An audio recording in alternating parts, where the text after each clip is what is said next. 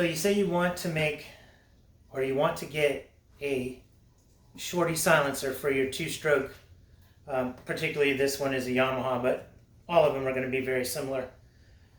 So, you know, and silencers are expensive, so you want to save some money.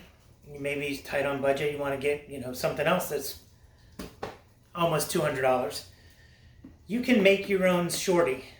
I'm going to show you how to do it step by step in this video, and stay to the end. You'll have some good tips, and you'll have a shortened silencer that we'll put on here, and we'll test it out and tell you about. The reason why anybody would want to do one, just so you know, is that it increases the low to mid-range on two-strokes. This video is about two-strokes, so that's why you'd want a Shorty.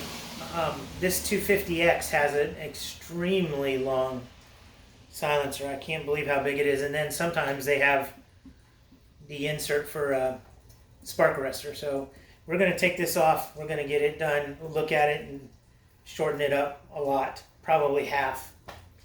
So first things you got to do, step 1, take off your seat. Step 2, take off your right side panel. Step 3, take off the bolts that hold on the silencer. So I'm going to be doing that right now. So now I'm going to get to the silencer bolts. I believe they're 8s. There we go.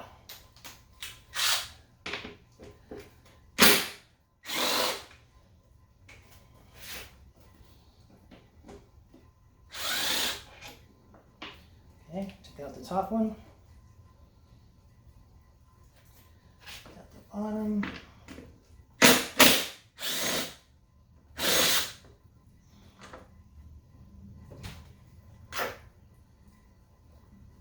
And just slide it out. There you go. Nothing to it. I'm going to clean this up. We're going to do some measurements, and what we're likely to do, I'm kind of looking to cut it right about here. So make it, lose the back mounting point and make it a much shorter silencer. Alright, so the next step in the process is to drill out all these rivets. You're going to have rivets everywhere. You need to drill those out. And then you can take apart the silencer and we'll see what we're dealing with internally. Okay, so once you've drilled out all your rivets or your screws, you need to take off both the end pipes. I've already done this, so it's going to come out easy, but so sometimes you have to set it in a vise and knock them out. Sometimes you can just pull them apart. But there's the front part with the packing, and then on the back I really had to work this off camera, but I got it off. Okay, so let's get some gloves and remove this packing around the center here.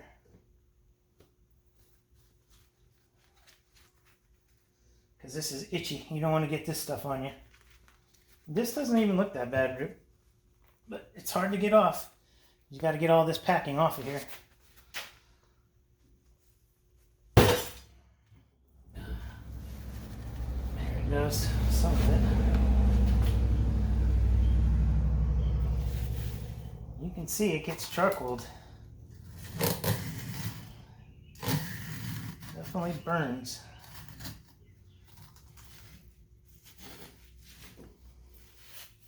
All right, get all this off here. Hopefully I can get in here, get this all cleaned out. So once you pulled out your all your packing, got everything all separated, you measure how short you want it, make a line, and I'm using a metal cutting blade on my chop saw. But yeah, once you got your line, just line it up and make your cuts.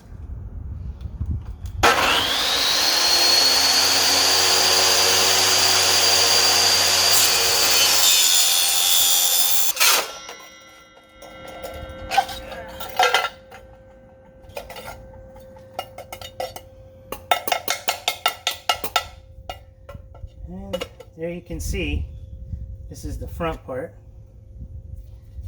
But then we're going to put the back on, and we're going to have a real short shorty for this 250. So off camera, I did some more prep work.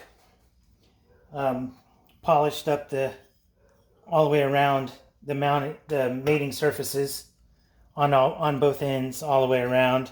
Polished them up so it'll fit easier. So the next thing, I also cut my packing material to the length that it needs to be to fit in there.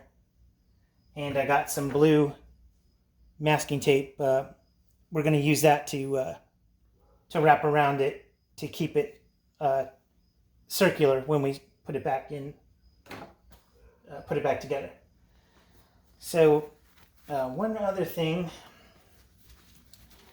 So since the last part of the video, we cut the big tail section off.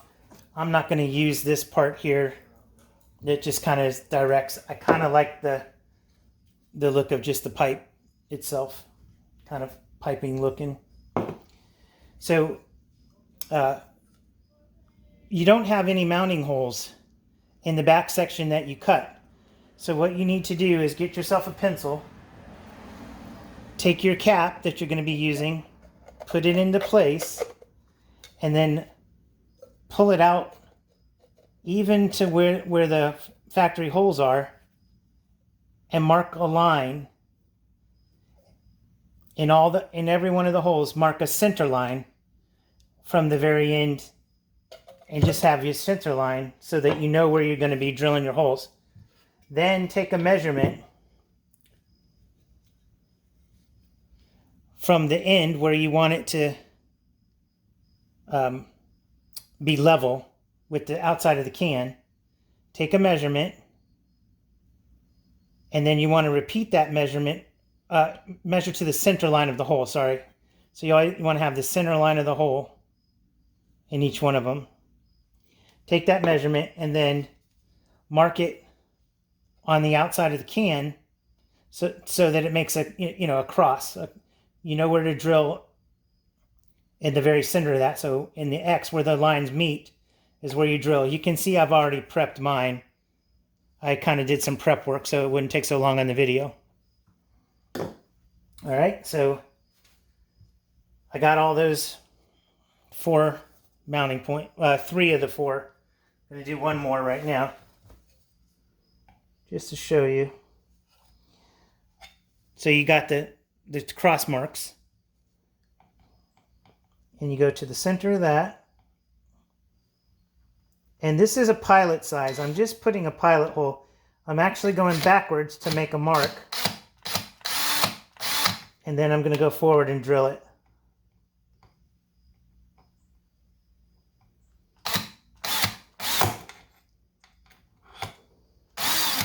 And round it out a little bit, I guess. Won't hurt anything. Alright, so that's all those. All your holes, 4 holes to mount it up. Alright, now to take your packing, wrap it around. And make sure you get down in there. And you don't wrap it tight. Just make sure it's snug, I guess is the word I would use.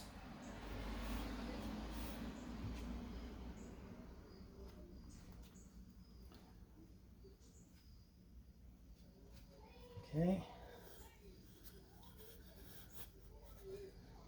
And then take your tape so that it stays in place. Back to it. And you're just doing this light. You're just keeping it so that edge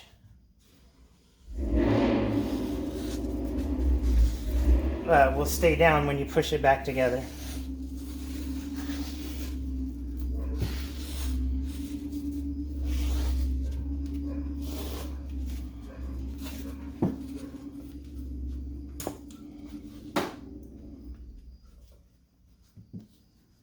Okay. Push that in there.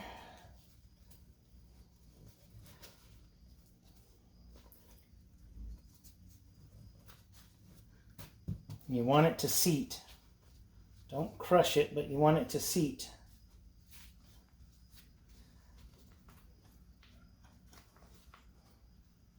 Of course, get my glove back on so it doesn't get so itchy. Okay, and then slide the outside of the container over. Get it lined up with your holes on that side. On this particular model, it had screws, which I like because that means you can maintain it every time easy. So I'm going to get the screws, get them started.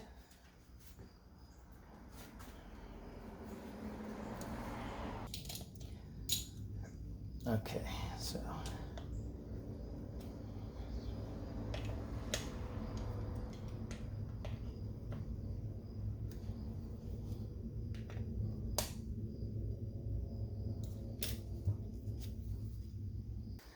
okay, now that we got the front on, like I said, I had to fix that one spot with a metal screw, a self-tapping. Had to drill that out a lot and get it squared. Okay, so I got the back cap. I put the back cap on, and I'm trying to line up all the holes that I drilled so that I can put metal screws on this side.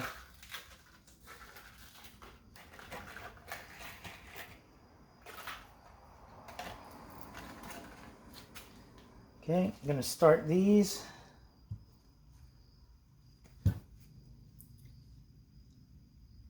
Let's line up the hole.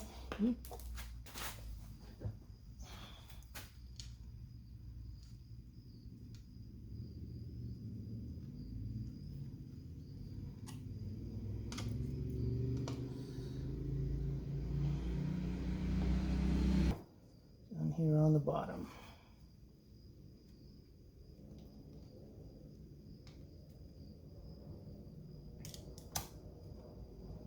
Now I only put a pilot screw in these, hoping that because they're metal,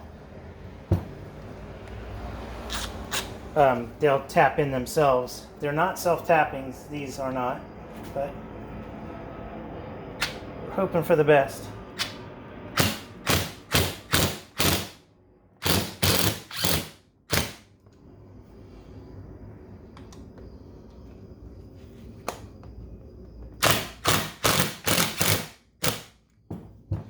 Okay, you're going pretty good.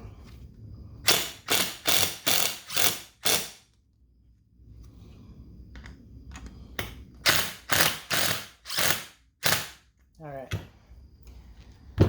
So that's just to get them started. There. Okay, so after I've taken these back out again, put some red RTV, high temperature RTV around the edge on both sides, so that you don't have back pressure, coming back through. Tighten them back down, and there you have it. A nice little shorty.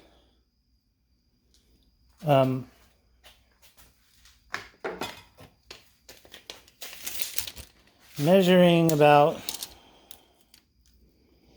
9 inches. 9 inches. That's a real short. That is a real short shorty.